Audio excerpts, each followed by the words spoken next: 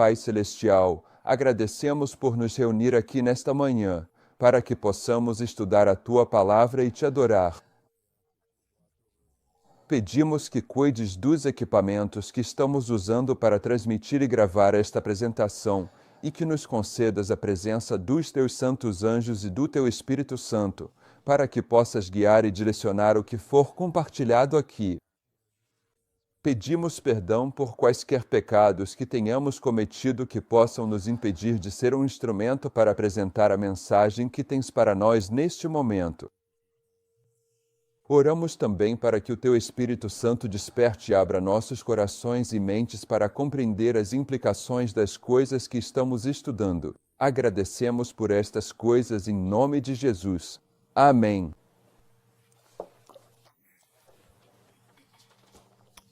Na nossa última apresentação, surgiu a pergunta de como o dia 22 de outubro de 1844 pode ser o 10º dia do 7º mês se 22 de março de 1844 é o primeiro dia do primeiro mês. E o que precisa ser entendido é que os mileritas, em março de 1844, estavam incorretos sobre o que eles entendiam ser o fim de 1843. E depois daquela decepção, eles voltaram e revisaram o cálculo bíblico do tempo. E isso é explicado no livro de Gerard Danstedt, Fundamentos da Mensagem e Missão Adventista do Sétimo Dia, página, e eu tenho aqui alguns trechos dele, das páginas 89 a 92, que mostram que, quando eles acreditavam que 1843 havia terminado, entre este ponto e este, ele fala sobre eles reavaliarem dois componentes do entendimento deles sobre o tempo. Um deles foi a mudança de 1843 para 1844, e o outro a questão dos dias que marcam o início e o fim do ano, para que pudessem calcular o 10º dia do 7º mês. Eu costumo enfatizar que de 22 de março a 22 de outubro são 7 meses, mas sei muito bem que não estou querendo dizer que esse é o movimento do 7º mês. Eu só acho interessante que os mileritas acreditavam em 22 de março, e é uma boa maneira de lembrar de 22 de março dizendo que 7 meses depois, você chega em 22 de outubro. É mais um marcador mental para mim, e de fato, 7 meses depois. E a decepção, o tempo de demora, não é o cumprimento de uma profecia de tempo. Foi um mal-entendido dos mileritas, então o fato de eles terem tido esse mal-entendido é o que cumpriu o tempo de demora e a decepção. Não foi que havia uma profecia de tempo específica dizendo que o tempo de demora começaria nesse ponto do tempo. Então, o fato de eles acreditarem que 1843 havia passado em 22 de março de 1844, isso produziu a decepção. E, como, nas suas anotações, no terceiro parágrafo de Danstedt, diz: estou ignorando os 2 primeiros parágrafos, que você pode ler quando quiser. 1. Embora o cálculo caraíta, que indicava o fim do ano judaico na lua nova de 17 de abril de 1844, fosse favorecido pelos principais periódicos mileritas, a maioria dos crentes considerava 22 de março de 1844 como o dia. 1844. 1844 como o tempo para o retorno de Cristo. Fora do movimento milerita, 21 de março era bem conhecido, e havia uma expectativa muito geral de uma derrubada completa de todo o sistema adventista naquela data. Então, lemos ontem que Miller estava esperando por essa data, e o que eles estão dizendo aqui é que a maioria dos mileritas estava de olho nessa data, e ele está dizendo também que os opositores dos mileritas sabiam que essa era a data deles, e eles também estavam atentos a isso como a prova de que eles estavam errados. Portanto, esse era o entendimento padrão. Mas depois que essa data passou e eles começaram a investigar as profecias de tempo mais de perto, foi quando chegaram ao dia 22 de outubro de 1844. Então, Aí está um ponto de referência para você sobre aquela questão que surgiu ontem. Hoje, eu quero dedicar um pouco mais de tempo analisando o tempo de demora, e o motivo para isso é que estamos lidando com a primeira visão de Ellen White, onde ela diz que a luz brilhante no início do caminho para o céu era o clamor da meia-noite, e que se você negar essa luz, você cai do caminho para o céu. E estou tentando demonstrar que o clamor da meia-noite é care, nessa visão dela, inclui toda essa história da mensagem do segundo anjo. Na verdade, eu pessoalmente não tenho problema em dizer que o clamor da meia-noite, nessa visão, que está no início do caminho e ilumina todo o percurso, representa a história dos mileritas de 1840 a 1844. 1. Porque a dinâmica do que acontece nessa história precisa ser compreendida para que se entenda corretamente o clamor da meia-noite, o cumprimento do próprio clamor da meia-noite, que vai de 12 a 17 de agosto, quando a mensagem foi apresentada no acampamento de Zetir, e então eles levaram a mensagem do clamor da meia-noite por basicamente 2 meses, setembro, outubro e 2 meses e 5 dias, por assim dizer. Mas antes de 22 de outubro, eles já estavam se preparando para o retorno do Senhor. Então, esse período de 2 meses você pode chamar de história do clamor da meia-noite, mas o que estou tentando enfatizar aqui é que você não pode entender esse período de 2 meses sem entender os passos que os levaram a esse período de 2 meses. Então, para mim, o clamor da meia-noite é mais especificamente a história do tempo da demora até 22 de outubro de 1844. Agora, o que eu coloquei aqui é a história de 1840 a 1844 nesta linha, e aqui isto é algo que, talvez não tratemos, mas quero que vocês vejam que isso precisa estar guardado na nossa memória. Há várias passagens no Espírito de Profecia em que a irmã White nos diz que precisamos saber onde localizar as mensagens. E quando você começa a localizar as mensagens?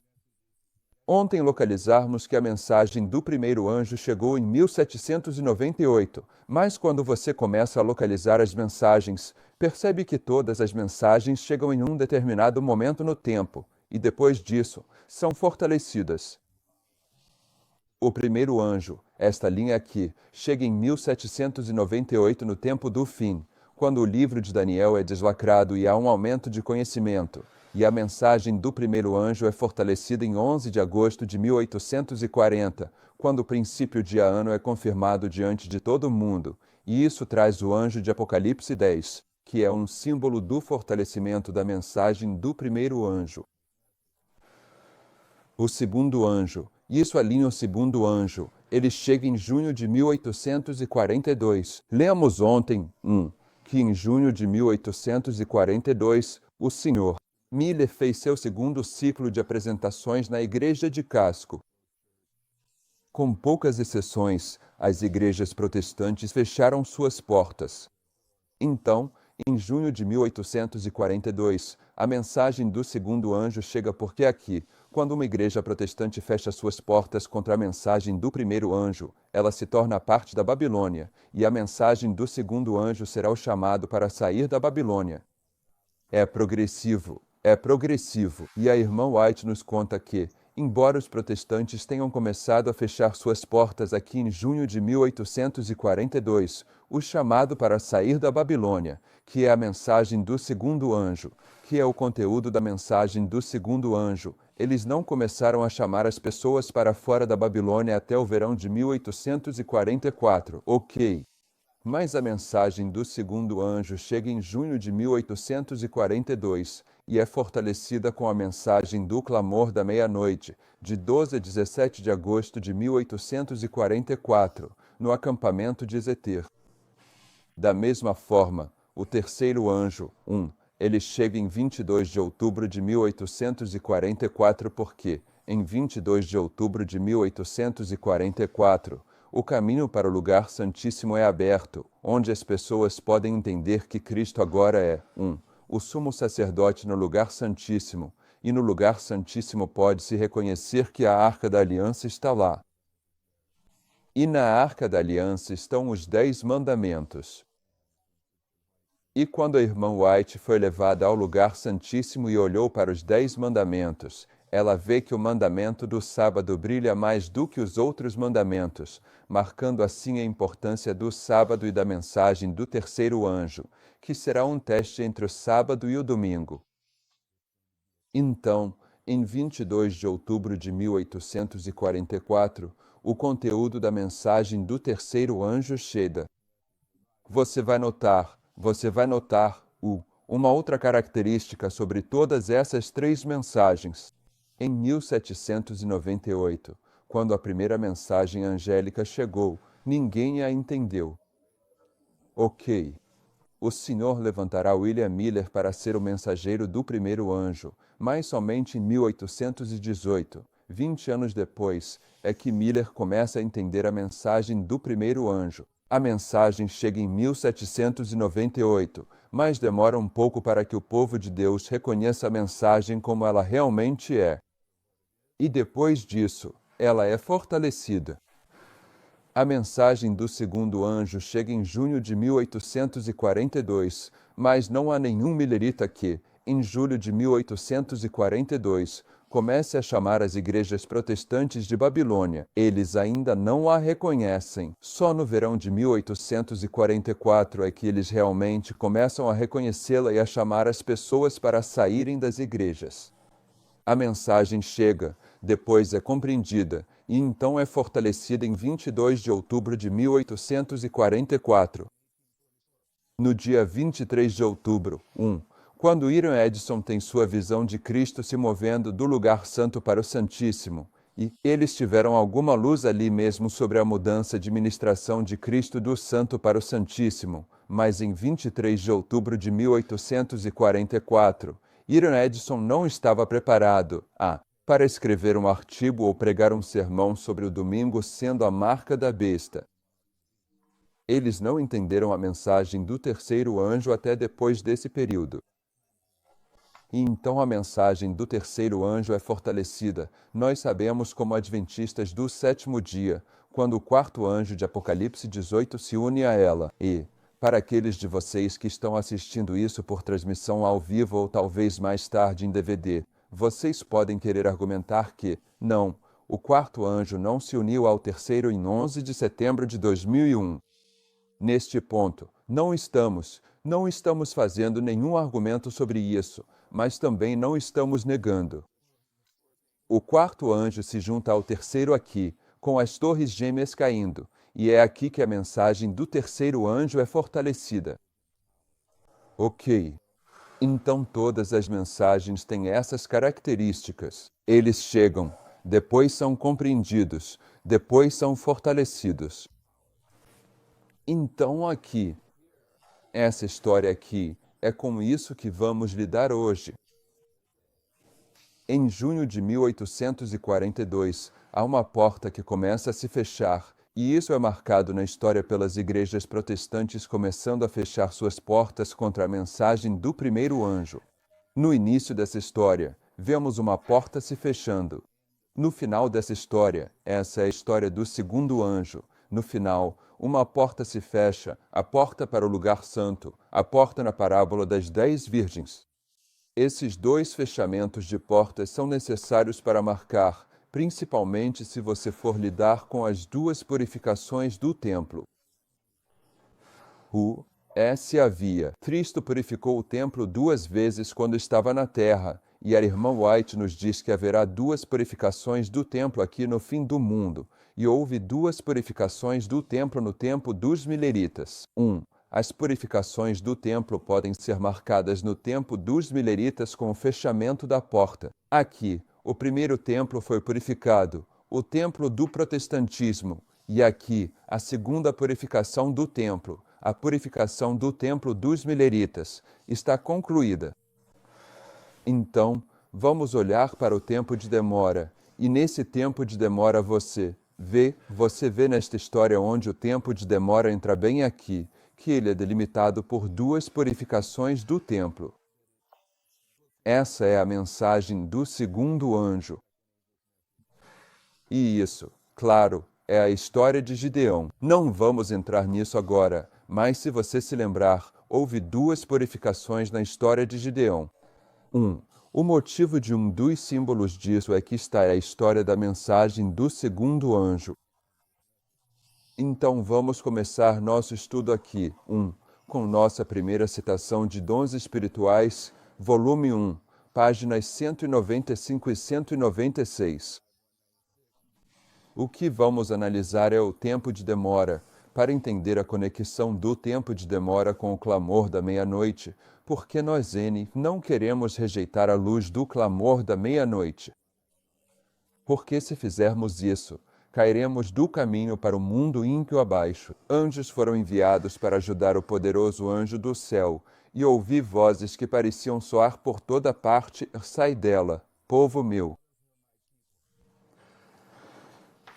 Para que não sejais participantes dos seus pecados e não recebais das suas pragas, porque os seus pecados chegaram até o céu, e Deus se lembrou das suas iniquidades.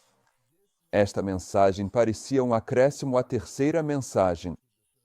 Ela citou Apocalipse 18, verso 4, sai dela, povo meu, e ela diz, esta mensagem parecia ser um acréscimo à mensagem do terceiro anjo, e se uniu a ela como o clamor da meia-noite se uniu à mensagem do segundo anjo em 1844.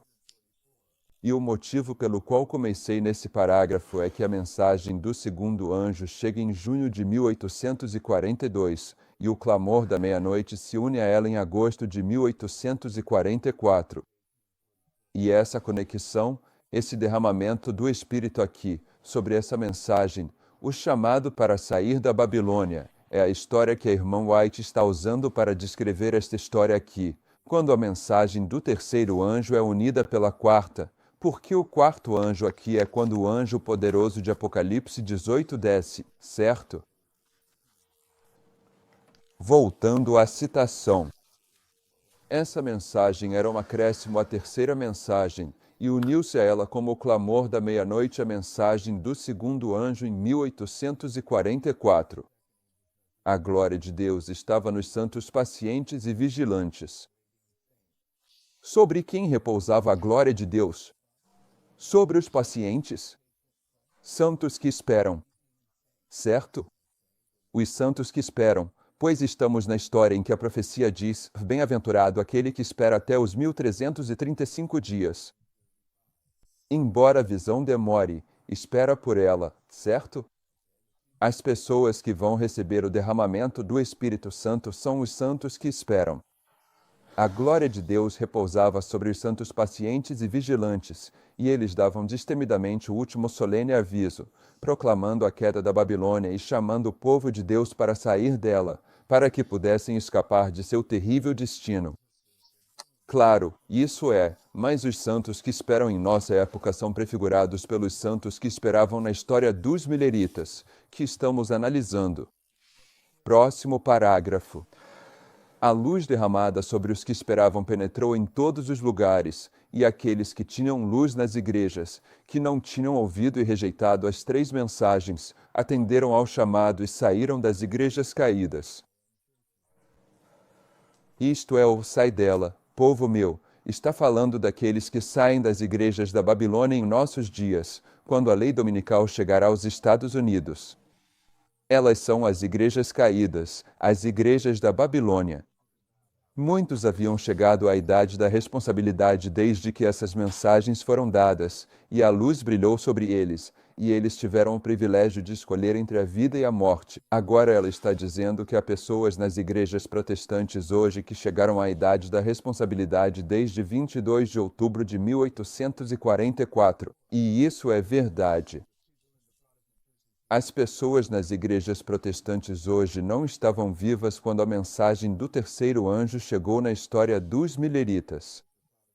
Eles não são responsabilizados pela rejeição que as igrejas protestantes fizeram em seu período, e este é um ponto-chave a ser observado se você estudar como a história de Cristo ilustra o fim do mundo, porque tecnicamente, profeticamente, Jerusalém poderia ter sido destruída em 34 depois de Cristo.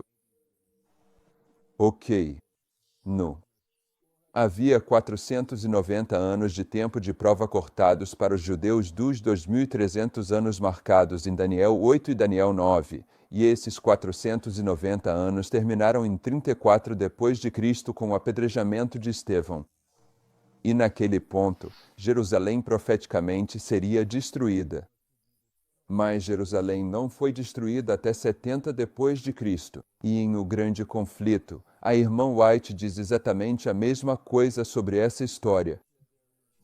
Ela disse que havia crianças e outras pessoas que não tinham ouvido a mensagem de Cristo e dos discípulos antes do ano 34 depois de Cristo, e Deus, em sua misericórdia, deu-lhes tempo para serem confrontados com a mensagem antes da destruição de Jerusalém. E claro que sabemos que ela identifica, assim como Cristo, a destruição de Jerusalém como sendo o fim do mundo. Então, essa história está prefigurando exatamente essa história sobre a qual ela está falando. Ela está falando sobre quando a lei dominical chegará aos Estados Unidos e a mensagem finalmente for levada às igrejas caídas, aqueles filhos de Deus que agora estão na Babilônia. Eles não serão responsabilizados pela rejeição que suas igrejas, suas mães, pais e avós tiveram quando rejeitaram a mensagem milerita lá no século XIX. Muitos haviam chegado à idade da responsabilidade desde que essas mensagens foram dadas, e a luz brilhou sobre eles, e eles tiveram o privilégio de escolher entre a vida ou a morte. Alguns escolheram a vida e se posicionaram ao lado daqueles que aguardavam o seu Senhor e guardavam todos os seus mandamentos. A terceira mensagem cumprirá o seu papel. Todos seriam provados por ela, e os preciosos seriam chamados para fora dos corpos religiosos.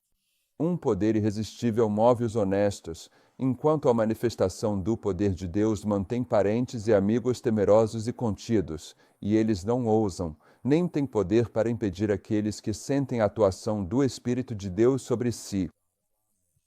O último chamado chega até mesmo aos pobres escravos, e os piedosos entre eles, com expressões humildes, entoam cânticos de alegria extravagante diante da perspectiva de sua feliz libertação.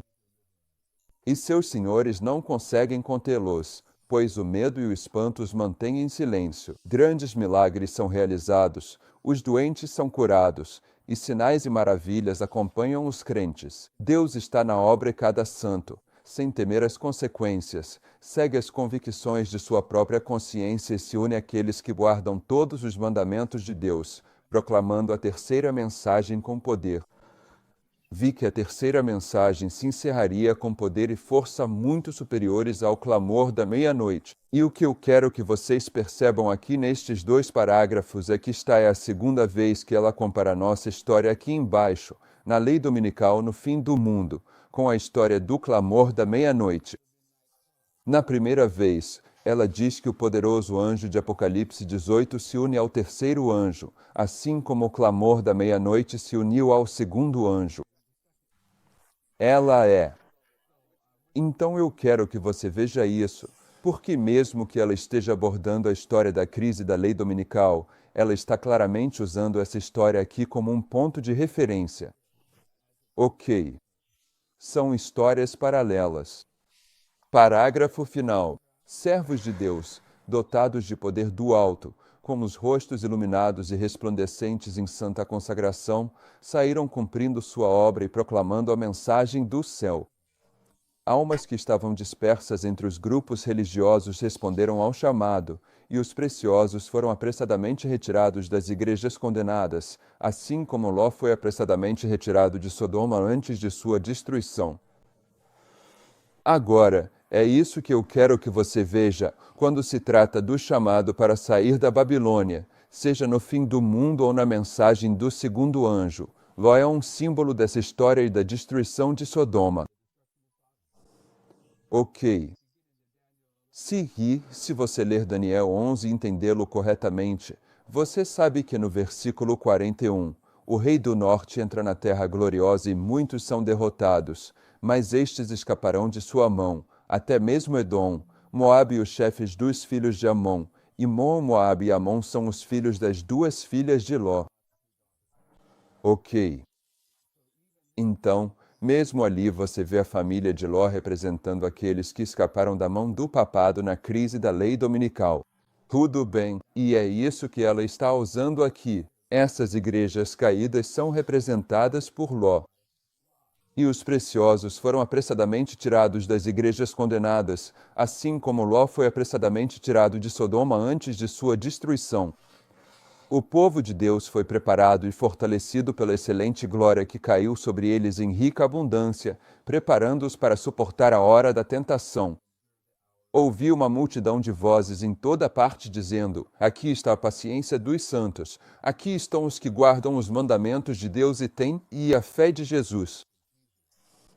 Então, o que digo é que, sim, entendo que ela fala sobre o chamado para sair de Babilônia no fim do mundo, mas usa a história da mensagem do segundo anjo no período milerita para descrever esse chamado. A mensagem do segundo anjo é um chamado para sair de Babilônia.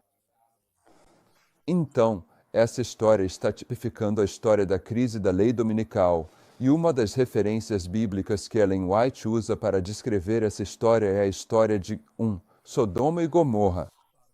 Então, vamos ler de Gênesis 19, do versículo 1 ao 11, que faz parte da história de Ló.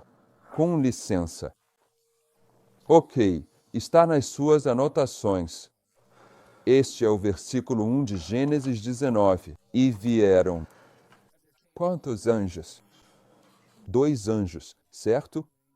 Os 2 anjos vindo a Sodoma, vindo a Ló. Essa é a mensagem do segundo anjo. Vieram 2 anjos a Sodoma à tarde. Ló estava sentado à porta de Sodoma. Vendo-os, Ló levantou-se para os encontrar e inclinou-se com o rosto em terra. Disse: Eis agora, meus senhores, peço-vos que entreis na casa do vosso servo e fazer o quê? Ficar a noite toda. Ok. Então, quando os 2 anjos chegam a Sodoma, começa com um tempo de espera.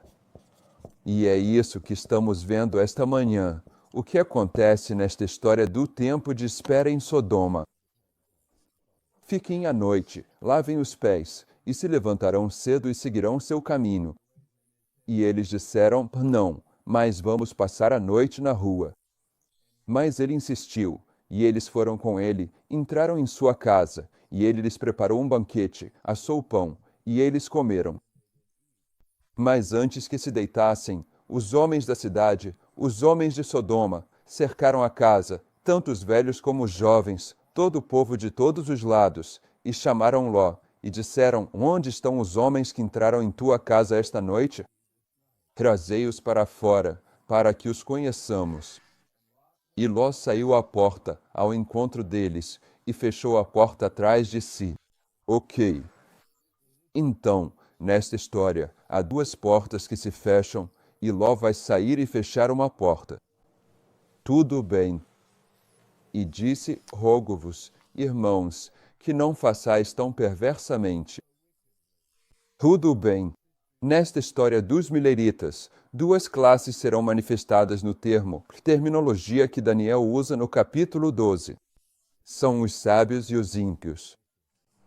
Esses homens ímpios aqui, com quem Ló está interagindo, são contrastados com Ló, que representa os sábios, que receberam a mensagem do segundo anjo da maneira correta. E disse: Rogo-vos, irmãos, que não façais tão mal. Eis que tenho 2 filhas que ainda não conheceram varão. Peço-vos que as traga para fora, e façais com elas o que bem vos parecer. Somente não façais nada a estes homens, pois por isso vieram para a sombra do meu teto. E eles disseram: Afastai-vos. E disseram novamente: Este homem veio para peregrinar, e ele será juiz. Agora, eles estão repreendendo Ló por assumir a posição de juiz, e há um julgamento acontecendo aqui. Isto é uma purificação do templo. 2 classes vão ser demonstradas, e estamos vendo que os sodomitas estão percebendo que um julgamento está ocorrendo, e isso está sendo realizado pela forma como Ló se relaciona com a mensagem do segundo anjo. Este homem veio morar entre nós e agora quer ser juiz.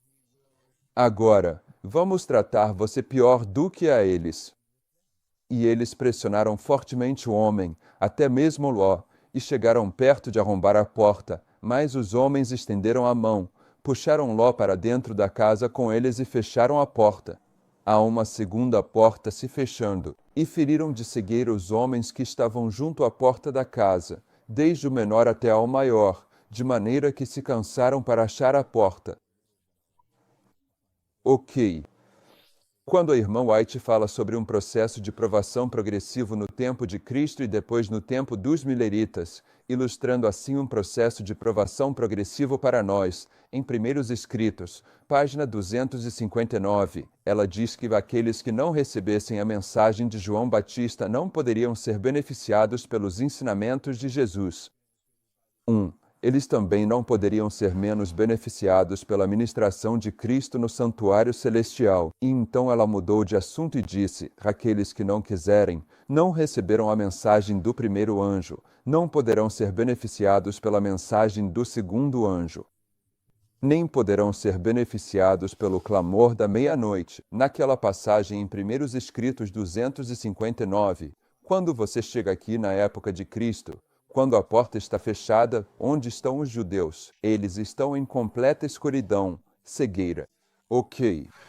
Então esta história aqui é a história de Ló. Segundo, os dois anjos vêm para a cidade. A mensagem do segundo anjo chega, e eles vão. Ló fará com que eles fiquem ali durante a noite, o tempo de espera. Há uma porta que se fecha, há um julgamento acontecendo, outra porta que se fecha. Tudo bem. Obrigado. Vamos dar uma olhada em outra história bíblica em que um tempo de espera se alinha com a história milerita antes de juntarmos as peças. A próxima história é a história de Moisés recebendo instruções sobre a construção do santuário e a lei. Do livro Patriarcas e Profetas, página 313 até 314, diz que no 7º dia, que era o sábado, Moisés foi chamado para subir à nuvem. A nuvem espessa se abriu à vista de todo Israel, e a glória do Senhor se manifestou como fogo consumidor. E Moisés entrou no meio da nuvem, subiu ao monte, e ficou no monte 40 dias e 40 noites. A permanência de 40 dias no monte não incluía os 6 dias de preparação. Então, toda essa história de Moisés equivale a 46 dias. Que ele está recebendo instruções para construir o templo, o que fazendo um paralelo com os 46 anos de 1798 a 1844, quando o Senhor levanta o templo dos mileritas. Isso fazendo um paralelo com os 46 anos em que Herodes fez a reconstrução do templo, como está registrado em João 2:20. Que fazendo um paralelo com os 46 cromossomos que o templo humano possui. Mas nesse período de 46 dias, diz o seguinte: durante 6 dias, Josué estava com Moisés, e juntos comeram do maná e beberam do riacho que descia do monte. Mas Josué não entrou com Moisés na nuvem. Ele ficou do lado de fora e continuou a comer e beber diariamente enquanto aguardava o retorno de Moisés. Mas Moisés jejuou durante todos os 40 dias. Durante sua permanência no monte, Moisés recebeu instruções para a construção de um santuário no qual a presença divina seria manifestada de forma específica. Façam-me um santuário para que eu possa habitar no meio deles. Foi a ordem de Deus. É aqui que encontramos o número 46 associado à construção do santuário. Então vamos ler isso em Êxodo. E vamos observar um tempo de espera nessa história. Porque o tempo de espera aqui está prefigurando o tempo de espera na época de Cristo, e também prefigurando o tempo de espera na época dos mileritas. Prefigurando o tempo de espera aqui no fim do mundo.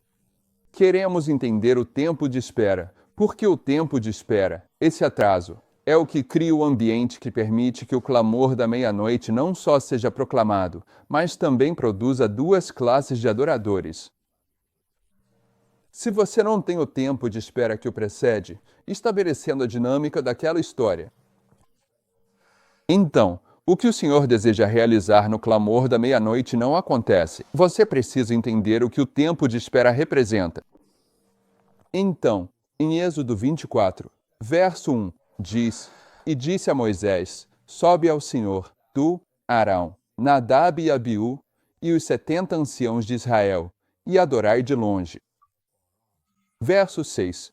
E Moisés tomou metade do sangue e pôs em bacias, e metade do sangue aspergiu sobre o altar, e tomou o sangue do povo, o livro da aliança, e o leu perante o povo. E eles disseram: Tudo o que o Senhor falou, faremos e obedeceremos. E Moisés tomou o sangue e aspergiu sobre o povo, e disse: Eis aqui o sangue da aliança que o Senhor fez convosco.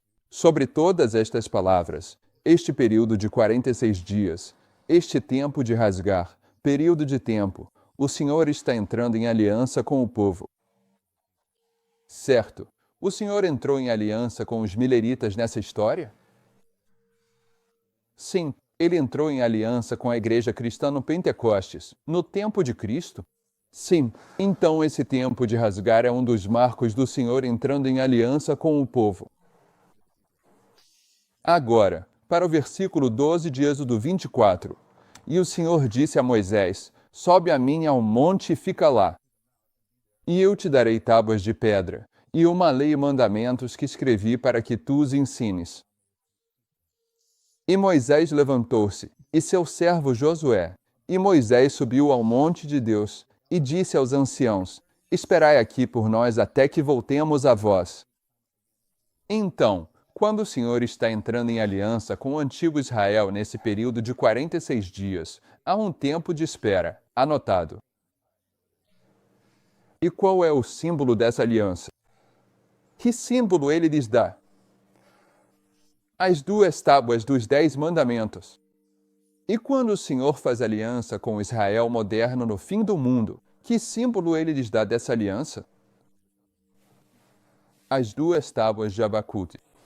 Essas 2 tábuas foram prefiguradas pelas 2 tábuas dos 10 mandamentos, o que abre todo tipo de discussão sobre o que está acontecendo. No Adventismo de hoje, por que temos uma liderança no Adventismo que ainda se lembra disso? É o espírito do anticristo que procura mudar as 2 tábuas dos 10 mandamentos. Então, que tipo de espírito é esse que procura mudar as verdades dessas 2 tábuas? O mesmo espírito, espírito do anticristo, espírito de Satanás. R. Você está aqui por nós até que voltemos a você. E eis que Arão e Hur estão com você. E se alguém tiver algum assunto a tratar, que vá até eles. E Moisés subiu ao monte, e uma nuvem cobriu o monte. E a glória do Senhor permaneceu sobre o monte Sinai, e a nuvem o cobriu por 6 dias. E ao 7º dia, ele chamou Moisés do meio da nuvem. E o aspecto da glória do Senhor era como fogo consumidor no topo do monte, aos olhos dos filhos de Israel. E Moisés entrou no meio da nuvem e subiu ao monte. E Moisés ficou no monte 40 dias e 40 noites. Então vemos, na história de Moisés, um tempo de espera. E nesse tempo de espera, vemos as 2 tábuas simbolizando a aliança. A entrada do Senhor na aliança, que ele concedeu. As instruções de Moisés sobre a construção do templo. E sabemos que, de 1798 a 1844, nesses 46 anos, o Senhor está levantando o templo dos mileritas para que possa entrar em aliança com o Israel moderno. Agora, esse período sobre o qual acabamos de ler, com Moisés e o tempo de espera dos 70 anciãos. Na história bíblica, isso é chamado de Pentecostes. Certo, 50 dias após a Páscoa, Pentecostes significa 50. E o Senhor instruiu Israel a comemorar o Pentecostes para sempre, ao longo de suas gerações. Então, quando chegamos ao Novo Testamento, vemos que o Pentecostes é um dos focos da história da igreja cristã primitiva. e o Pentecostes está sendo comemorado. Essa mesma história que acabamos de ler, encontramos os mesmos elementos no Pentecostes no tempo de Cristo, os mesmos componentes proféticos que encontramos na história de Moisés. Encontramos esses mesmos elementos na história dos mileritas. E esses mesmos componentes vão se repetir aqui no fim do mundo. Mas vamos olhar para o Pentecostes a partir de Lucas 24, versículo 44 em diante. E isso está no período da história do caminho de Emaús. E eu parei. Se você voltar um pouco em Lucas, você vai ver isso. Os 2 discípulos com quem ele estava andando dizem a ele: venha e fique conosco, quando ele quer ir embora. E eles dizem: não, entre e fique conosco, e o levam para comer. A Bíblia usa a palavra ficar.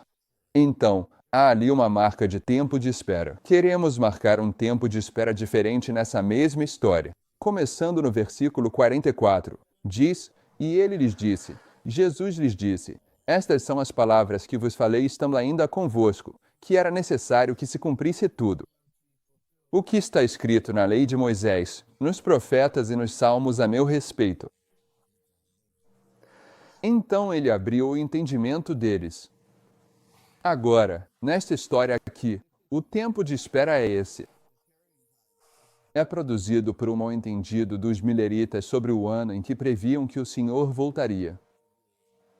Eles tinham um mal-entendido. Não só sobre o ano que diziam ser 1843 e depois descobriram ser 1844. Eles tinham mal-entendidos sobre o dia do ano. Eles tinham alguns mal-entendidos, mas nesta história aqui, o Senhor vai abrir o entendimento deles. Na verdade, é isso que é o clamor da meia-noite. O clamor da meia-noite é o Senhor abrindo o entendimento de Samuel Snow, para que ele possa compartilhar esse entendimento com os mileritas, de que não só é em 1844 que o Senhor vai voltar, mas é em 22 de outubro de 1844. E é essa verdade que impulsiona a mensagem. Então, como o clamor da meia-noite é fortalecido? É porque o Senhor abriu o entendimento deles. E estamos olhando para uma história no tempo de Cristo, onde temos um tempo de espera que prefigura o tempo de espera dos mileritas.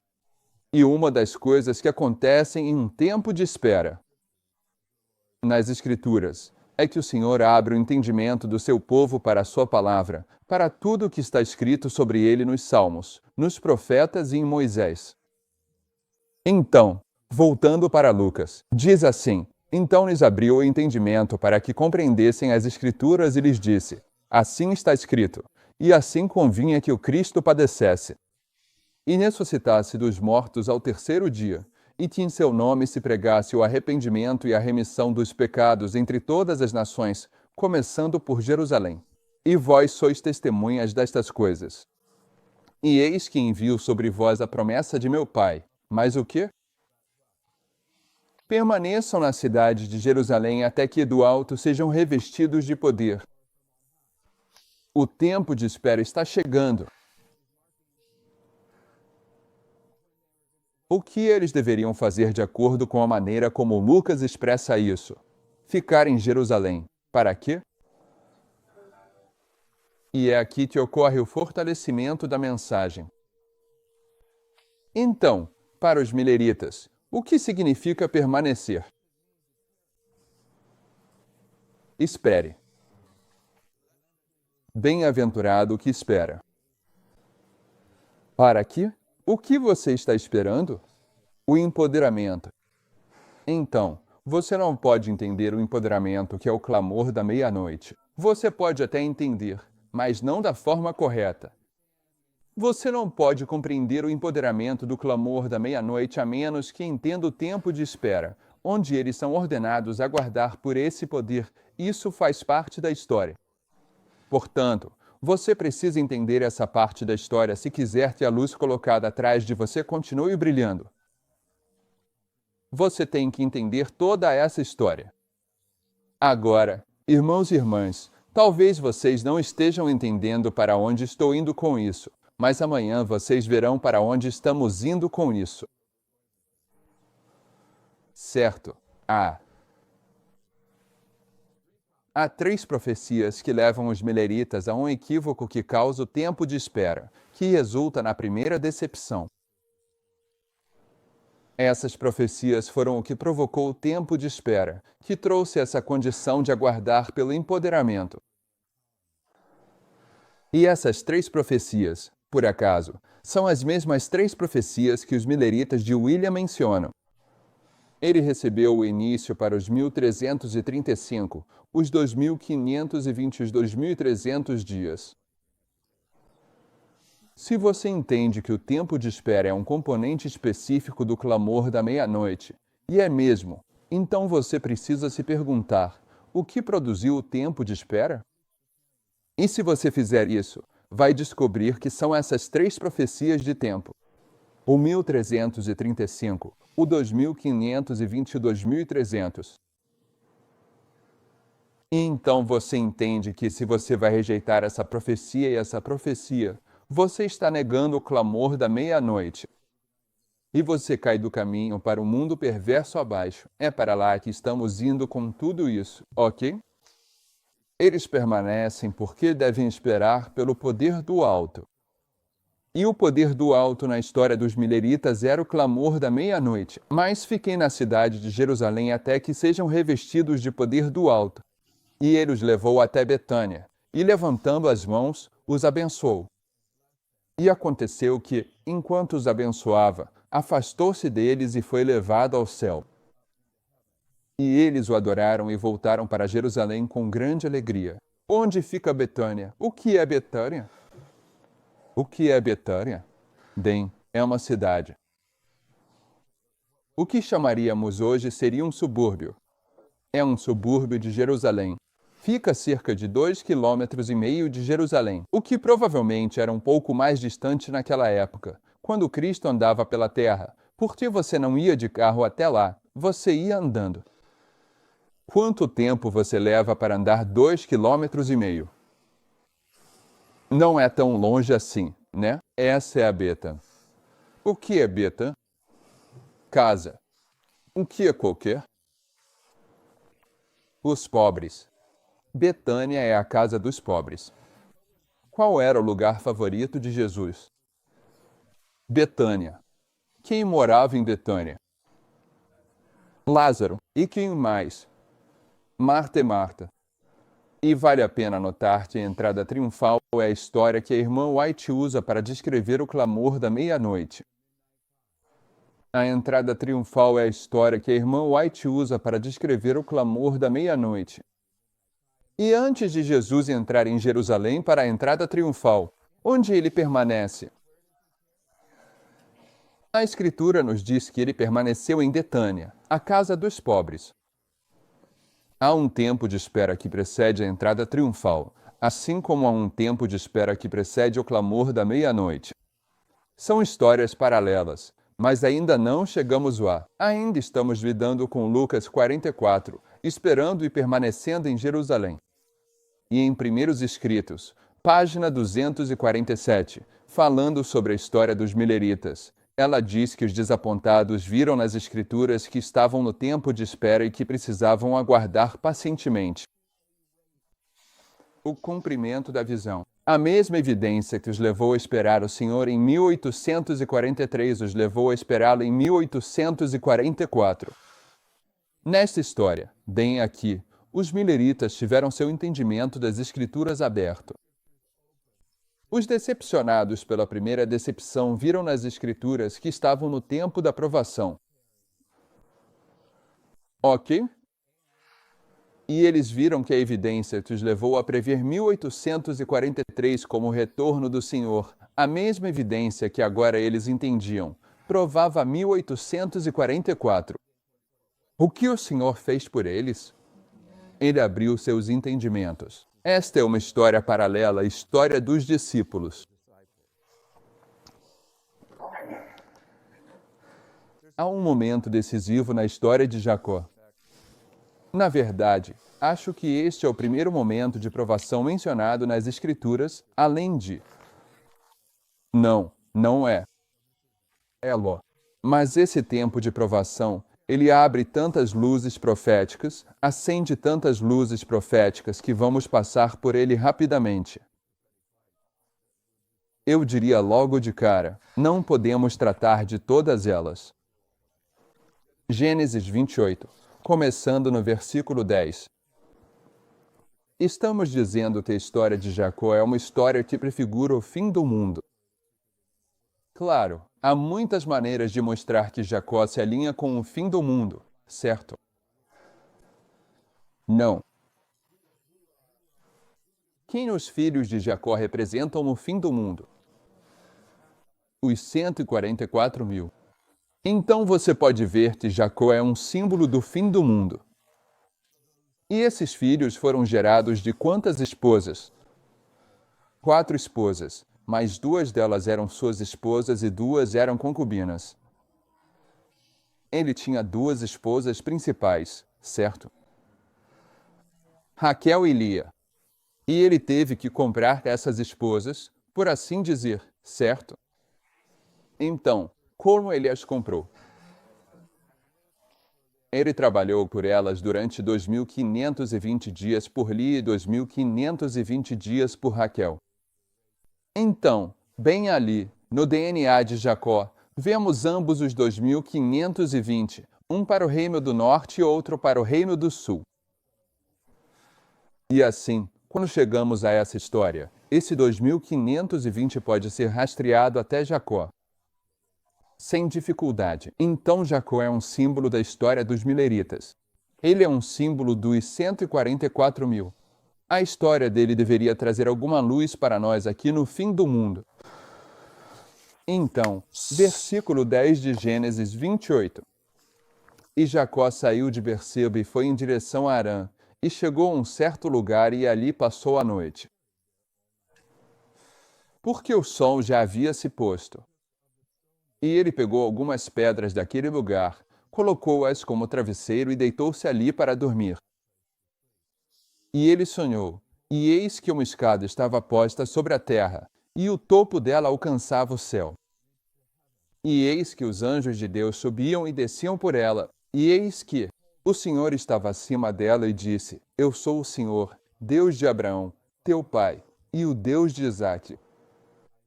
A terra sobre a qual estás deitado, eu a darei a ti e à tua descendência. E a tua descendência será como o pó da terra, e tu te espalharás para o oeste, para o leste, para o norte e para o sul. E entre na tua descendência serão benditas todas as famílias da terra. E eis que estou contigo, e te guardarei por onde quer que fores, e te farei voltar a esta terra, pois não te deixarei até que tenha cumprido aquilo que te prometi. O que o Senhor está fazendo com Jacó? Ele está entrando em aliança. E quando o Senhor entra em aliança com Moisés e os filhos de Israel, há um tempo de espera. E quando o Senhor entra em aliança com Jacó, há um tempo de espera. E quando o Senhor entra em aliança com o Israel moderno, na história dos mileritas, há um tempo de espera.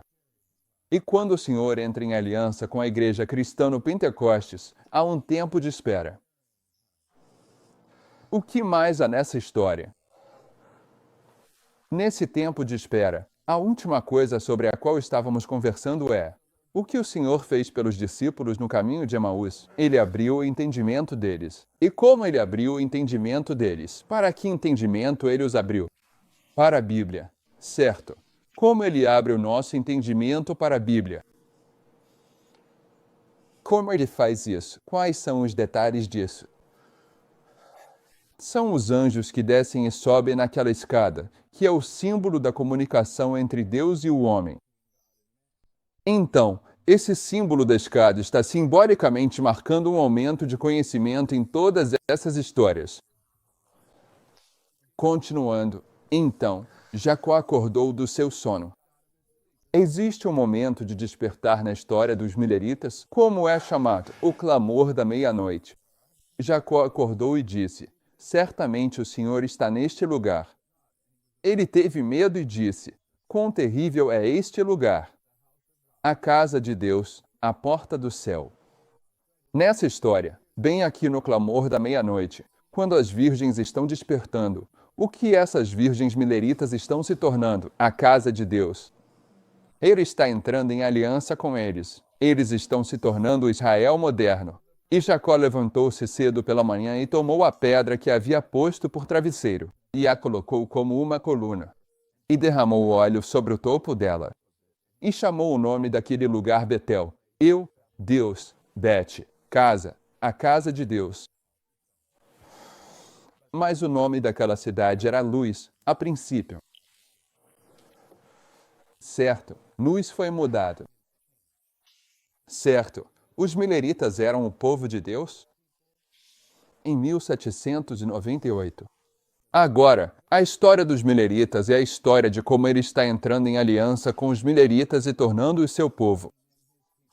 Ele está mudando-os de Luz para Betel. E Jacó fez um voto, dizendo: se Deus for comigo e me guardar neste caminho por onde eu for, e me der pão para comer e roupa para vestir, para que eu volte em paz à casa de meu pai, então o Senhor será o meu Deus, e esta pedra, que coloquei por coluna, será a casa de Deus. E de tudo que me deres, certamente te darei o dízimo. Agora, aí o voto, a aliança. Ao fazer um voto, entra em aliança. Jacó fazendo a parte dele nisso. Aliança. E o que ele está fazendo? O que? Qual é a aliança dele? Se tu me guardares no caminho, qual é o caminho em que devemos estar? Nos antigos caminhos? Certo. Isso? Ele está representando o adventismo milerita aqui. Se tu me mantiveres nos antigos caminhos e o que? Me deres pão para comer, tudo bem, mas conhecemos uma história na Bíblia sobre o adventismo milerita. Que eles vão e comem o pão do profeta enganador e morrem à beira do caminho. Um leão os mata. Certo? Então aqui, o voto de Jacó representa o voto dos mileritas. Devemos comer o nosso próprio pão. Não deveríamos voltar atrás para sair do caminho e retornar à tolice protestante como fizemos na década de 1930. Ok? Se não fizermos isso, se continuarmos a comer o pão que Deus nos dá, Ele manterá sua aliança conosco. E o que é isso? Qual é o símbolo desse pão e dessa veste que é o voto da aliança nesta passagem com Jacó? Não é a rocha? E o que é a rocha? Segundo Ellen White, ela diz: as verdades deste quadro são a rocha dos séculos. Este é o caminho antigo, este é o pão. Agora, a irmã White comenta frequentemente sobre a escada de Jacó. Fundamentos da Educação Cristã, página 270, diz o seguinte: a escada que Jacó viu na visão noturna, cuja base repousava sobre a terra e o degrau mais alto alcançava os céus mais elevados, com Deus próprio acima da escada e sua glória brilhando sobre cada degrau, anjos subindo e descendo por essa escada de brilho resplandecente, é um símbolo da comunicação constante mantida entre este mundo e os lugares celestiais. Deus realiza sua vontade por meio da instrumentalidade dos anjos celestiais em constante interação com a humanidade. Então, quando ele está abrindo o entendimento deles no tempo de espera, como ele faz isso? Enviando os anjos para cima e para baixo nessa escada. Essa escada revela um canal direto e importante de comunicação com os habitantes da terra. A escada representava para Jacó o Redentor do mundo, que une a terra e o céu. Todo aquele que viu a evidência e a luz da verdade e aceita a verdade, professando sua fé em Jesus Cristo, é um missionário no sentido mais elevado do mundo. Ele é um recebedor de tesouros celestiais e é seu dever transmiti-los, difundir o que recebeu. Se você recebeu a verdade, você tem a responsabilidade de compartilhá-la. E se você cumprir sua responsabilidade, o que você se tornará? Esta última. Ele se torna o canal de comunicação. E somos chamados para ser esse canal de comunicação. Este último está em A Review and Herald, 11 de novembro de 1890. Este último representava Cristo. Ele é o canal de comunicação entre o céu e a terra. E os anjos vão e voltam em interação contínua com a raça caída.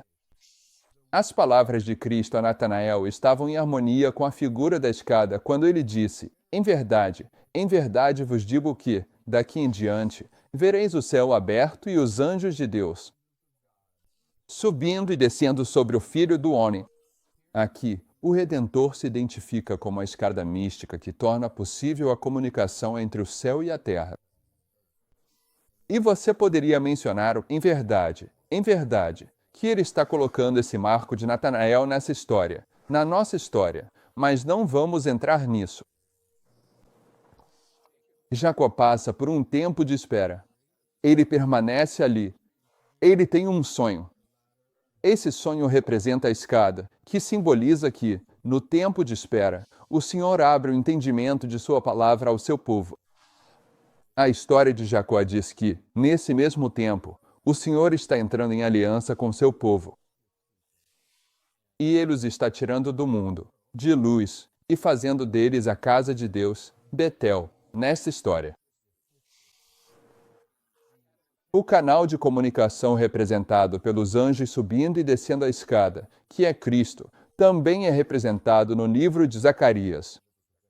E a irmã White comenta sobre isso na Review and Herald, 20 de julho de 1897, mas é representado de forma diferente. Os ungidos, que estão ao lado do Senhor de toda a terra, têm uma posição que antes era dada a Satanás como querubim cobridor, por seres sagrados que cercam seu trono. O que são seres sagrados? Anjos. Pelos seres santos que cercam seu trono, o Senhor mantém o quê? Comunicação constante com os habitantes da terra. Essa é a escada. Só que aqui ela não vai usar a escada como símbolo. O óleo dourado representa a graça com a qual Deus mantém as lâmpadas dos crentes abastecidas, para que elas não vacilem nem se apaguem. Se não fosse por esse óleo sagrado derramado do céu nas mensagens do Espírito de Deus, as agências do mal teriam controle total sobre os homens. Deus é desonrado quando não recebemos as comunicações que ele nos envia. Assim, recusamos o óleo dourado que ele gostaria de derramar em nossas almas para ser comunicado àqueles que estão em trevas.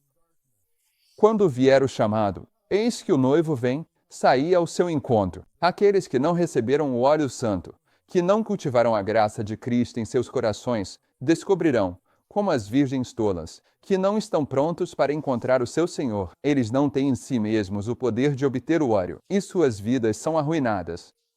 Mas se o Espírito Santo de Deus for pedido, se suplicar-nos, como fez Moisés, mostra-me a tua glória, o amor de Deus será derramado em nossos corações. Através dos tubos de ouro, o óleo dourado será comunicado a nós, não por força nem por poder, mas pelo meu Espírito, diz o Senhor dos Exércitos. Ao receberem os brilhantes raios do sol da justiça, os filhos de Deus brilham como luzes no mundo. Então, na história de Jacó, temos a história dos Mineritas. Há um momento de rasgo, e ele vê esta escada. Isso representa a comunicação entre o céu e a terra. Mas Zacarias nos fala sobre esses dois tubos de ouro. Uma escada tem 2 degraus principais, ou aqueles em que você sobe, quaisquer que sejam as barras laterais. Como você os chama? Pautas. E quanto aos trilhos e postes? Ok, a escada tem 2 principais barras, postes, como quisermos chamar, trilhos. Mas o que é isso? Como Zacarias o chamou? 2 tubos de ouro, certo? E nós devemos receber as mensagens que descem da escada do céu e comunicá-las a outros. E se fizermos isso, assim nos tornamos parte da escada, parte do processo de comunicação. Mas a irmã White aqui, o quê? Ela acabou de ligar isso à parábola das 10 virgens. E o que estava acontecendo na história dos Mineritas? Eles estavam cumprindo a parábola das 10 virgens. Por que esse tempo de demora? O tempo de espera de Jacó é o tempo de espera de Mateus 25. Esse é o tempo de espera. Então, A visão demora. Espera por nós. De Abacuque 2. Então isso aqui, essa é a história de Jacó. Essa é a história de Zacarias. São os mesmos tempos de espera. E o que o tempo de espera marca, entre outras coisas? Marca que o Senhor está prestes a aumentar o entendimento de seus seguidores na palavra de Deus. E se você não receber esse óleo sagrado, o que você é? Uma virgem tola. Uma virgem tola. E quando você chega aqui, nessa história aqui, quando essa porta se fecha, se você é uma virgem tola, virgem, o que acontece? A irmã White tem uma declaração, as palavras mais tristes que já foram ouvidas. Eu não os conhecia. Ótimo. Então, essa escada, esse tempo de espera, você não pode separar. O que eu quero que você veja é que você não pode separar o tempo de espera do clamor da meia-noite. O tempo de espera é o que produz o derramamento do Espírito Santo, que abre o entendimento do povo de Deus para a palavra no clamor da meia-noite. Isso lhes fornece o óleo que faz a distinção entre as virgens prudentes e as tolas. Ok. Houve um tempo de espera quando Cristo realizou seu ato de coroação. Qual foi o ato culminante de Cristo? A ressurreição de Lázaro, ressuscitando Lázaro. Ótimo. Jesus está trabalhando e recebe a mensagem: Lázaro está doente. Venha, cuide dele. Sabemos que ele é um dos seus melhores amigos. Venha, cuide dele. Ah, Jesus não vai. A irmã White, se você se aprofundar nisso, a irmã White diz que os discípulos realmente estavam tropeçando nisso. Eles dizem, aqui, por que ele não vai ajudar o amigo? Ele tem a capacidade. Sabe, o que há de errado com o caráter dele para ele não estar disposto a lidar com Lázaro quando Lázaro está tão doente? E também, por que ele não está disposto a ir em frente e provar o seu poder se ele realmente é o Messias? Agad e seus discípulos estavam pensando isso. Mas ele não foi, não é? Não. O que ele fez? Fique. Ele demorou. Ótimo. O desejado de todas as nações, 529, ao demorar a ir até Lázaro, Cristo tinha um propósito de misericórdia para com aqueles que não o haviam recebido. Ele demorou para que, ao ressuscitar Lázaro dos mortos, pudesse dar ao seu povo teimoso e descrente outra evidência de que ele era de fato a ressurreição e a vida. Ele relutava em perder toda a esperança pelo povo, as pobres ovelhas desgarradas. Ele relutava em perder toda a esperança pelo povo, as pobres ovelhas desgarradas da casa de Israel. Seu coração estava se partindo por causa da impenitência deles. Em sua misericórdia, ele decidiu dar-lhes mais uma evidência de que era o restaurador, o único que podia trazer à luz a vida e a imortalidade. Essa seria a evidência que os sacerdotes não poderiam deturpar. Esta foi a razão de sua demora em ir a Betânia. A razão pela qual ele demorou foi para dar-lhes mais uma evidência de que ele era aquele que tinha a capacidade de trazer os ossos mortos e secos de volta à vida. Certo? Sim. Ótimo. Este milagre supremo. Este é o seu maior milagre. A ressurreição de Lázaro serviu para marcar o selo de Deus em sua obra e em sua reivindicação de divindade. Bem aqui no clamor da meia-noite, o Senhor está levantando as virgens prudentes nesta história, e isso aqui é uma ilustração do processo de selamento. Os mileritas estavam sendo selados, e assim fornecendo uma ilustração do selamento dos 144.000. E qual é a lição de Lázaro? Que Cristo tem a capacidade de pegar alguém que está morto em delitos e pecados, que está morto e... Na passagem com Lázaro, como Cristo define a morte? Dormir. Eles estão todos dormindo. Ele está demorando. Eles estão todos dormindo. Ele vai ressuscitar Lázaro. Ele vai trazê-los à vida e colocar seu selo sobre eles. Este é o seu maior milagre. Em nossa história, quando ele fazenda isso com os 144.000, quando ele os sela, o que ele faz com eles? Ele os levanta como um estandarte. E o que Zacarias diz sobre esse estandarte? É como joias em uma coroa. Ok? Este é o seu ato culminante. É com o derramamento disto, a revelação desta verdade e desta história. O tempo de espera marca quando o Senhor revela a verdade. Quando a escada, os anjos de Deus estão subindo e descendo a escada. É aqui que o processo de selagem acontece. Milímetros. Ok? Agora a entrada triunfal. Garoto.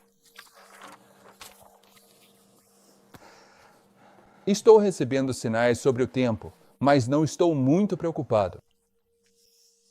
Tudo bem.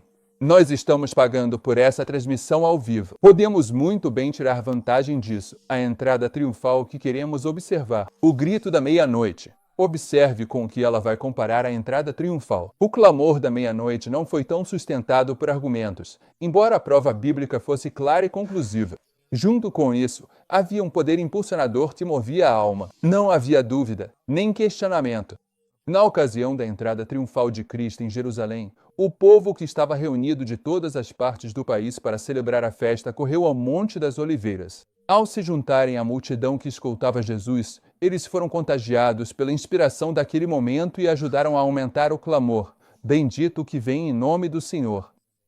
Da mesma forma, os incrédulos que acorriam às reuniões adventistas, alguns por curiosidade, outros apenas para ridicularizar, sentiam o poder convincente ao ouvirem a mensagem: Eis que o noivo vem. A entrada triunfal representa o clamor da meia-noite. Vamos ler sobre a entrada triunfal. O que a irmã White diz sobre isso no Youth Instructor, de 21 de fevereiro de 1901. A época em que Cristo entrou em Jerusalém era a estação mais encantadora do ano. O Monte das Oliveiras estava coberto de verde, e os bosques eram belos com folhagens variadas. Das regiões ao redor de Jerusalém, muitas pessoas tinham vindo para a festa com um sincero desejo de ver Jesus. Por quê? Por causa de Lázaro. Porque eles tinham ouvido falar de Lázaro. O milagre supremo do Salvador ao ressuscitar Lázaro dos mortos teve um efeito maravilhoso sobre o povo, e uma grande e entusiasmada multidão foi atraída para o lugar onde Jesus estava fazendo o quê? Esperando. Esperando. Certo, então ele está esperando em Betânia antes da entrada triunfal. Isso é bem aqui. Ok, agora, irmãos e irmãs, o tempo de espera para os mileritas leva ao clamor da meia-noite, e o tempo de espera que precede a entrada triunfal. A irmã White diz que a entrada triunfal é a história que ilustra o clamor da meia-noite. Histórias paralelas. A tarde já estava pela metade quando Jesus enviou seus discípulos à aldeia de Betfagé. Betfagé, a casa dos figos verdes. Ok? Eles são enviados para a aldeia da casa dos figos verdes, porque ele está prestes a amaldiçoar a figueira, a nação judaica, porque eles não trouxeram os frutos que deveriam. A tarde já estava pela metade quando Jesus enviou seus discípulos à vila de Betfagé, dizendo: Ide à vila que está diante de vós, e logo encontrareis uma jumenta amarrada, e um jumentinho com ela. Desamarrem-nos e tragam-nos para mim. Se alguém vos disser algo, respondam: O Senhor precisa deles, e imediatamente ele os enviará. Foi a primeira vez, durante sua vida de ministério, que Cristo consentiu em montar, e os discípulos interpretaram esse gesto como um sinal de que ele estava prestes a afirmar seu poder e autoridade reais e assumir seu lugar no trono de Davi. Cheios de alegria, eles cumpriram a ordem. Encontraram o jumentinho e o desamarraram, e alguns dos que estavam ali lhes disseram: O que estão fazendo, desamarrando o jumentinho? E eles responderam como Jesus havia ordenado, e os deixaram ir, trouxeram o jumentinho a Jesus, e ele montou nele. E, ao Jesus tomar assento sobre o animal, o ar se enche de aclamações de louvor e triunfo. Ele é objeto de homenagem universal. Ele não ostenta nenhum sinal exterior de realeza. Não usa vestes de estado, nem é seguido por um séquito de soldados. Mas ele está cercado por uma multidão tomada pelo mais alto grau de excitação. Eles não conseguem conter a alegria e as expectativas que animam seus corações. Primeiro, ele acabou de ressuscitar um morto. Eles acham que ele está vindo para ser o salvador da nação de Israel. Mas, em segundo lugar, quem são essas pessoas? Muitos se iludem pensando que a hora da emancipação de Israel está próxima. Em sua imaginação, eles veem o exército romano disperso e expulso de Jerusalém, e a nação judaica mais uma vez livre do jugo do opressor. De boca em boca, a pergunta se espalha: será que ele vai restaurar agora o reino a Israel? Muitos na multidão se lembram das palavras do profeta: alegra-te muito, ó filha de Sião. Grita de alegria, ó filha de Jerusalém. Eis que o teu rei vem até ti.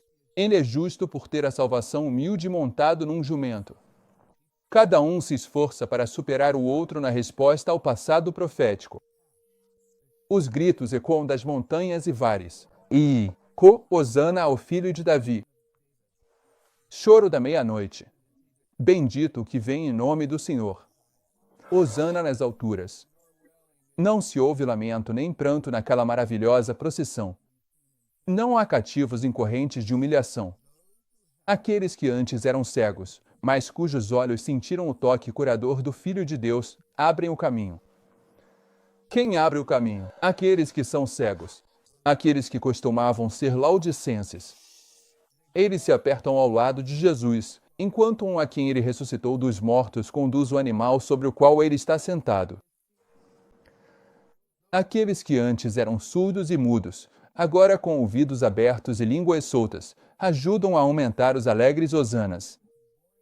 Os aleijados, agora com passos leves e corações agradecidos, são os mais ativos em cortar ramos de palmeira e espalhá-los em seu caminho como tributo de homenagem ao poderoso curador. O leproso que já ouviu as temidas palavras do sacerdote, imundo, que o excluíram do convívio com seus semelhantes, está ali. Mas a maldição da doença repugnante já não contamina mais aqueles que se aproximam dele. Ele sentiu o toque compassivo do Salvador e foi purificado por seu poder. Agora ele coloca sua veste pura no caminho do Salvador, exclamando: ó, dai graças ao Senhor, porque ele é bom, porque a sua misericórdia dura para sempre. O endemoninhado curado está ali. Agora, não mais tendo as palavras arrancadas de seus lábios pelo poder satânico, deixa-nos em paz, mas vestido em perfeito juízo, ele acrescenta seu testemunho ao de outros. O Senhor fez grandes coisas por mim, pelas quais estou alegre. Os mortos restaurados estão ali. Suas línguas, antes paralisadas pelo poder de Satanás, entoam agora o cântico de júbilo. Ele trouxe os mortos de seus túmulos. Abrirei meus lábios em louvor a ele. A viúva e o órfão estão ali para contar sobre suas obras maravilhosas. As criancinhas se inspiram com a cena. Estão presentes, ali está a presença deles. Estão presentes aqueles que foram curados de suas doenças e trazidos de volta do túmulo pela palavra do doador da vida, com ramos de palmeira e flores. Esses enfeitam o caminho do Redentor. Assim, Jesus permanece na casa dos pobres. Tudo bem, permanece na casa dos pobres. Por quê? Porque ele está prestes a derramar seu Espírito Santo. Ele está prestes a abrir o entendimento deles. Mas nessa história, uma das coisas que ele está fazendo é o quê? Ele está vindo como um rei. Jesus vem receber um reino em 22 de outubro de 1844. Sim, esta é a entrada triunfal. E há aqueles ali que vão levantar o clamor da meia-noite. E quem são essas pessoas? Essas são pessoas que foram transformadas pelo poder de Cristo. Sim. E essa mensagem, a mensagem da justiça de Cristo, a mensagem do seu poder para nos transformar de cegos em videntes, de mortos em vivos, de leprosos em puros, essa mensagem da justiça de Cristo que está acontecendo na história da entrada triunfal, prefigurando a história do clamor da meia-noite. O que carrega essa mensagem? Sobre o que Cristo está montado? Um jumento. Um jumento. É a mensagem do Islã que carrega a mensagem da justiça de Cristo. Lá em 1840, essa mensagem, o fortalecimento da mensagem do primeiro anjo, tem a ver com a restrição do Islã. E a primeira mensagem é o que leva à segunda mensagem. Elas não podem ser separadas. O que carrega a segunda mensagem é a primeira mensagem. A primeira mensagem foi confirmada quando o Islã foi restringido em cumprimento da profecia, e é a confirmação dessa primeira mensagem que fortalece a mensagem do primeiro anjo e, portanto, produz a resposta dos protestantes ao começarem a fechar suas portas contra a mensagem do primeiro anjo. O fechamento das portas pelas igrejas protestantes é a rejeição da mensagem do Islã. Mas essa história aqui está prefigurando a nossa história e a mensagem da justiça de Cristo que ocorre no tempo do selamento dos 144.000, quando o Senhor está derramando o seu Espírito Santo. E esse azeite é a abertura das Escrituras para os laodiceanos do Adventismo que estão dispostos a permitir que elas sejam abertas para eles, para os leprosos do Adventismo que estão dispostos a serem purificados. Nessa história, a mensagem que carrega a mensagem da justiça de Cristo é mais uma vez o jumento, a mensagem do Islã. No Grande Conflito, página 427. Estamos quase terminando. Diz assim: no verão e outono de 1844, foi proclamada a mensagem "Eis que o noivo vem". As duas classes representadas pelas virgens prudentes e loucas foram então desenvolvidas. Quando a mensagem do clamor da meia-noite, "Eis que o noivo vem", é proclamada, está marcando o desenvolvimento final das duas classes nesta história. É nesse derramamento do Espírito que você é selado como uma virgem prudente ou selado como uma virgem louca. É isso que ela diz. As duas classes representadas pelas virgens prudentes e loucas foram então desenvolvidas. Uma classe que olhava com alegria para a vinda do Senhor e que vinha se preparando diligentemente para encontrá-lo, e uma outra classe que, influenciada pelo medo e agindo por impulso, estava satisfeita com uma teoria da verdade, mas era destituída da graça de Deus. Na parábola, quando o noivo veio, os que estavam prontos entraram com ele para as bodas. A vinda do noivo, aqui apresentada, ocorre antes do casamento. O casamento representa a recepção de Cristo do seu reino. Entrada triunfal. Ele é o rei que está vindo. Aqui, em 22 de outubro, ele está recebendo o reino. Esta é a entrada triunfal.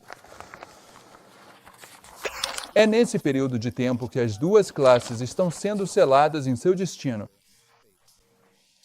Próximo parágrafo. A proclamação "Eis o noivo", no verão de 1844, levou milhares a esperar a vinda imediata do Senhor.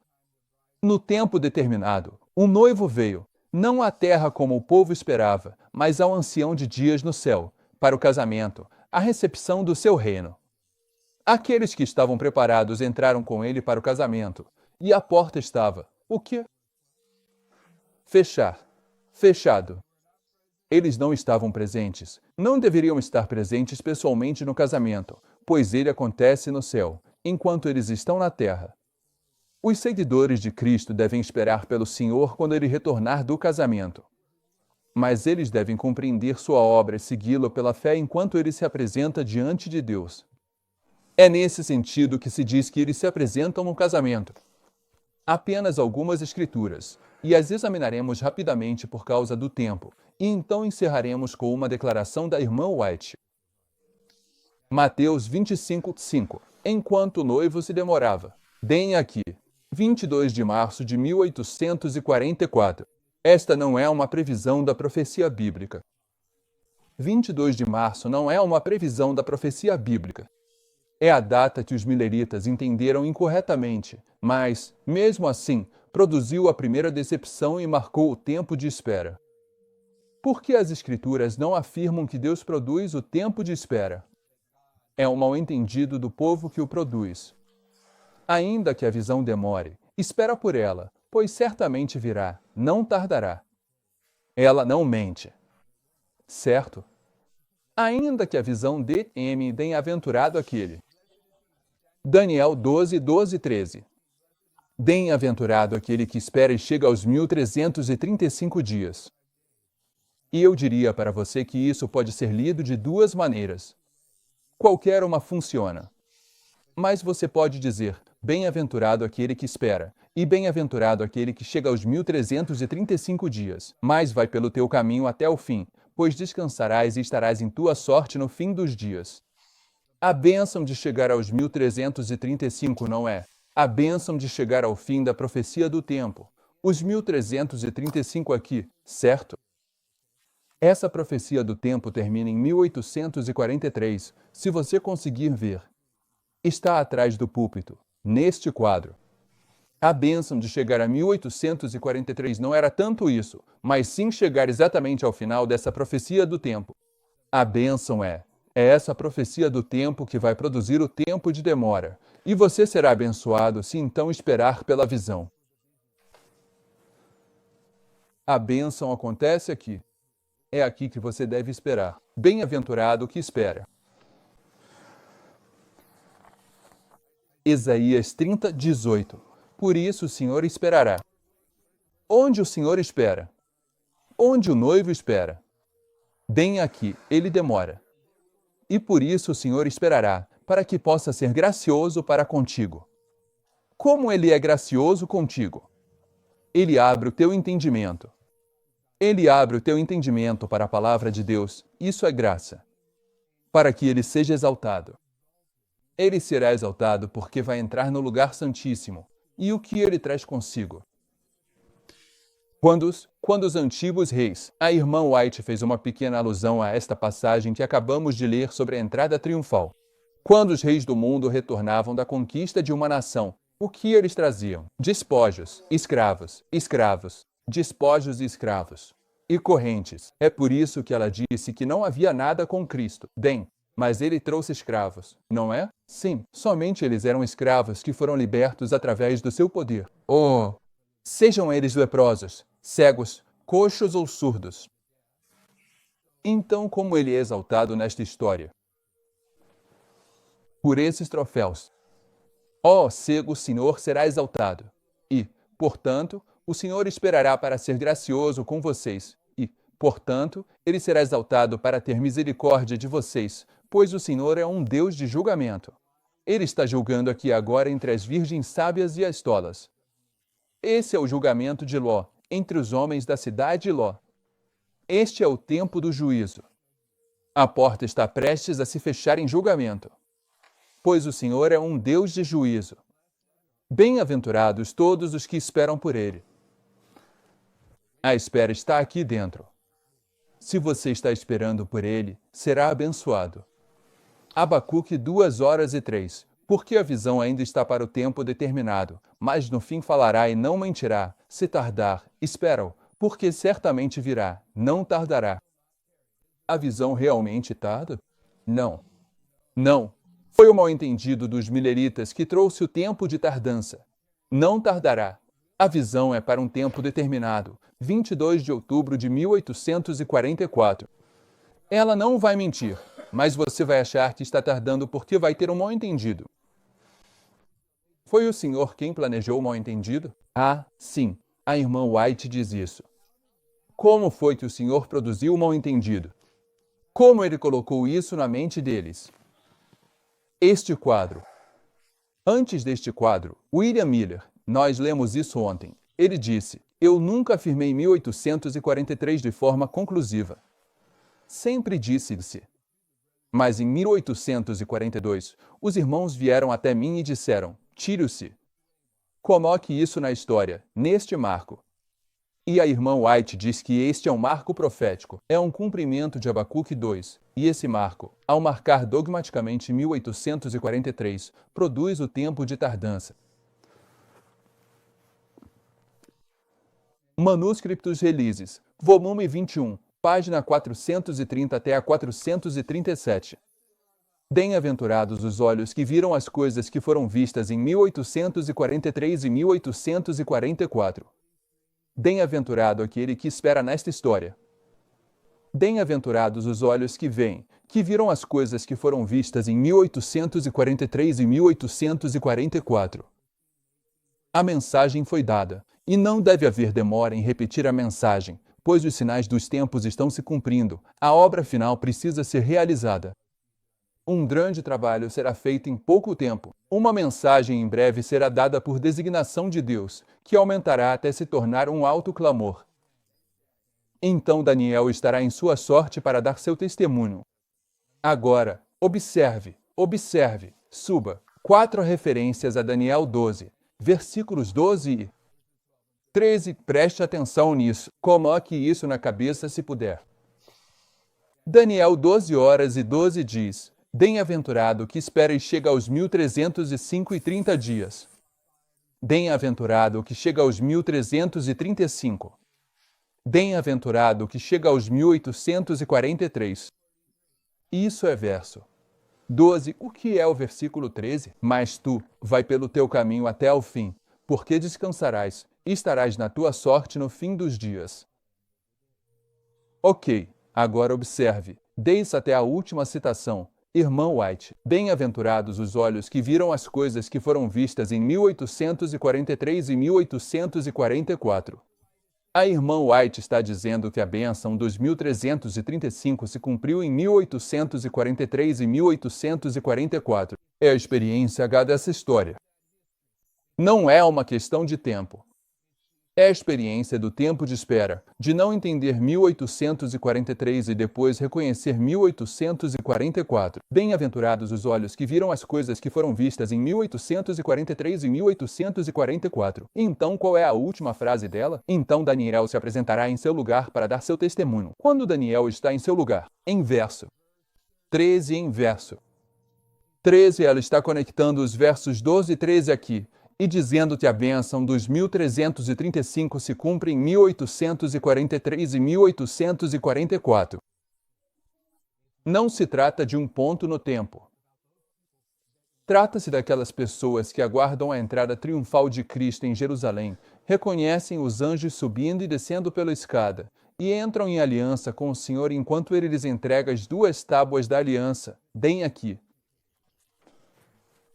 Vamos orar?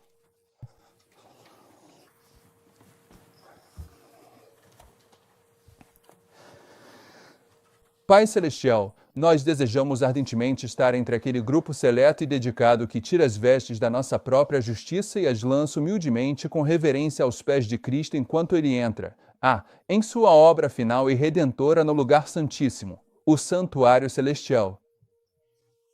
Queremos estar entre aqueles que não têm mais a cegueira de Laodiceia, mas que são ungidos com o óleo dourado que desce pelos 2 tubos de Zacarias, para que possamos enxergar. Queremos que o pecado seja removido de nós, para que não sejamos mais os leprosos, para que possamos nos juntar àquela multidão.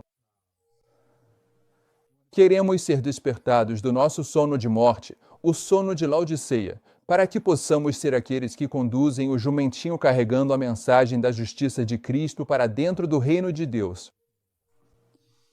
Pedimos que nos ajude-nos a estar entre essa multidão que aumenta o clamor. Eis que o noivo vem neste momento da história, quando Daniel se levanta em seu posto e dá seu testemunho final.